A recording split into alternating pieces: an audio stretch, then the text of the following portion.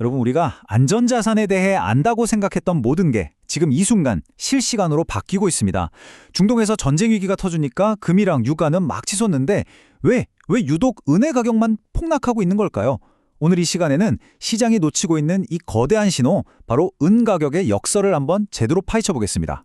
네, 바로 이 질문이 핵심이죠.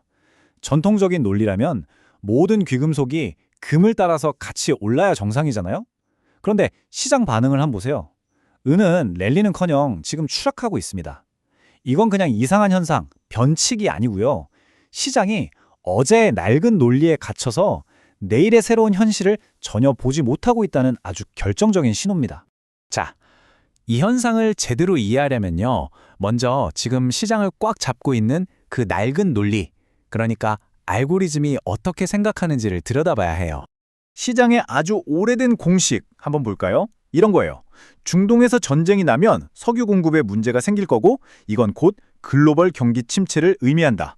경기 침체가 오면 은은 돈이 아니라 산업 원자재로 취급된다. 왜냐하면 공장들이 멈추면 전자제품이나 자동차 만드는 데 필요한 은 수요도 같이 무너질 거니까. 바로 이런 논리인 거죠. 이게 바로 지금 알고리즘이 은을 마구 팔아치우는 이유입니다. 그러니까 지금 시장이 은을 내다 파는 건 그냥 전 세계적인 대공황이 온다에 돈을 거는 거나 마찬가지예요. 시장은 산업 수요가 완전히 붕괴될 거라는 걸 가격에 미리 반영하고 있는 거죠. 하지만 이 가정에는 아주 치명적인 결함이 있습니다. 그런데 시장이 아주 결정적인 걸 놓치고 있어요. 지금부터는 이야기의 판을 완전히 뒤집어 보겠습니다. 이번 위기는요, 경제의 일시정지가 아니라 거대한 에너지 대전환을 강제로 앞당기는 촉매제거든요.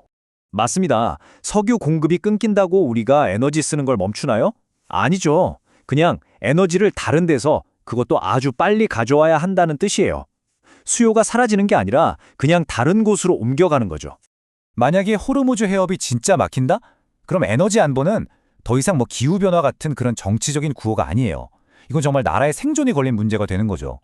각국 정부는 거의 전시 동원 체제처럼 태양광 산업을 키울 수밖에 없게 됩니다. 이건 지구를 구하기 위해서가 아니라 당장 병원과 공장을 돌리기 위해서요.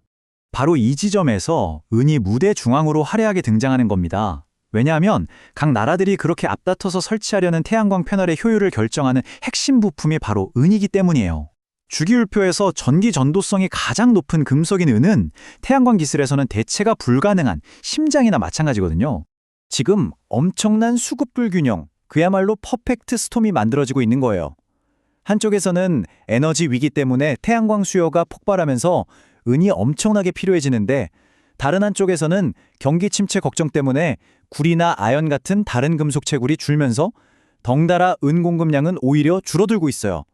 수요는 폭발하는데 공급은 마르는 거죠. 여기서 우리가 보는 소위 종이은 시장, 그러니까 선물 시장 가격하고요, 실제 실물은 시장의 현실 사이에 어마어마한 괴리가 생기는 겁니다. 알고리즘은 경기 침체라는 과거 데이터만 보고 은을 팔아치우지만 현실 세계에서는 태양광 패널 회사들이 공장을 돌리려고 필사적으로 진짜 은을 찾아다니게 될 거라는 거죠. 자, 여기까지가 지금 이 이상한 상황이 왜 벌어지고 있는지에 대한 분석이었어요. 잠시 후에는 그럼 언제, 얼마나 오를 수 있는지 구체적인 숫자를 한번 들여다볼 텐데요. 그 전에 오늘 내용이 도움이 되셨다면 채널에 정말 큰 힘이 되는 구독과 좋아요 한 번씩만 꼭 부탁드릴게요. 네, 그럼 이제 왜? 라는 질문에서 언제, 그리고 얼마나 오를 수 있는지로 넘어가 보겠습니다. 과연 수학적인 분석은 어떤 미래를 보여주고 있을까요? 많은 분석가들이 지금 은이 오랜 바닥 다지기를 끝내고 쌍곡선 국면에 들어섰다고 말해요. 이게 좀 어려운 말 같지만 쉽게 말해서요, 가격이 계단 오르듯이 차근차근 오르는 게 아니라 갑자기 로켓을 탄 것처럼 상승 속도 자체가 기하급수적으로 빨라지는 그런 폭발적인 단계라는 뜻입니다. 이런 폭발적인 움직임이 어디까지 갈 수 있는지 예측하기 위해 스퀘어 오브 나인 같은 기하학적 분석 모델을 쓰기도 하는데요. 이 모델을 보면요, 은이 오르다가 한번 딱 부딪힐 가능성이 큰 첫 번째 주요 저항선이 $100로 나옵니다. 만약에 이 $100라는 아주 상징적인 저항선을 성공적으로 뚫어낸다면 그 다음으로 열리는 목표가는 $112로 제시가 되고요. 그리고 그 다음은 $125까지도 길이 열려 있다는 분석이 나옵니다. 물론 이건 예언이 아니고요. 상승 에너지가 잠깐 쉬어가거나 방향을 고민할 가능성이 높은 그런 수학적인 확률 구간이라고 생각하시면 돼요. 자, 그럼 가격 목표치도 중요하지만 이렇게 중요한 움직임이 나타날 가능성이 높은 시간의 창, 즉 타이밍은 과연 언제일까요? 시간주기 분석을 보면요. 바로 지금부터 3월 말이 정말 결정적인 시기가 될 수 있다고 해요. 먼저 1차 변곡점은 2월 27일에서 3월 3일 사이. 이때 시장의 큰 방향이 잡힐 수 있고요. 그 다음에 3월 8일에서 12일 사이에 변동성이 확 커질 수 있습니다. 그리고 가장 중요한 시기는 3월 18일에서 24일 사이인데요. 이때는 정말 시장의 전체 판도를 결정지을 만한 아주 큰 움직임이 나올 수 있다고 분석합니다. 이런 수학적인 분석이 그냥 숫자에 불과한 게 아닌 게요. 최근 벌어지는 실제 사건들과 맞물리면 정말 강력해집니다. 미국 영사관에 드론이 공격했다거나 중동에서 대사관을 폐쇄한다거나 호르무즈 해협이 불안하다는 소식들. 이게 절대 긴장이 풀린다는 신호가 아니잖아요. 바로 이런 사건들이 이 시간의 창 안에서 가격을 폭발시킬 수 있는 강력한 기폭제가 될 수 있다는 거죠. 물론 반대 시나리오도 항상 생각해 봐야겠죠.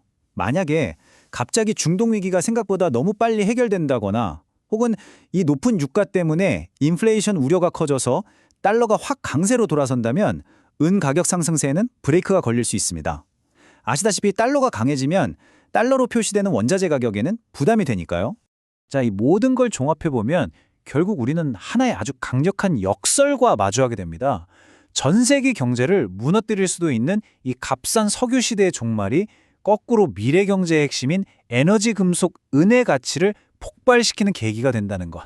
바로 이 점입니다. 결국 마지막 질문은 이거 하나로 남습니다. 어제의 낡은 논리에 갇혀있는 시장은 내일의 현실이 될 이 거대한 패러다임의 변화를 과연 언제쯤 알아차리게 될까요? 아마 그 순간이 바로 은의 가격이 완전히 새롭게 쓰여지는 순간이 될 겁니다.